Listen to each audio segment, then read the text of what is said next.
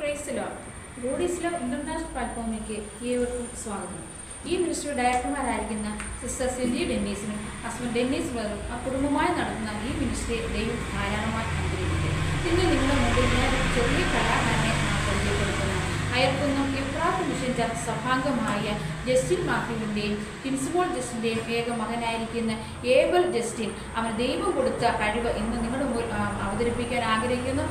കേവലം 3.5 വയസ്സ് മാത്രം പ്രായമുള്ള ഈ കുഞ്ഞിന് ഈ കലാവിരുത് ദൈവം അവനെ ധാരാളമായി അനുഗ്രഹിക്കട്ടെ എന്ന് ആശംസിക്കുന്നു.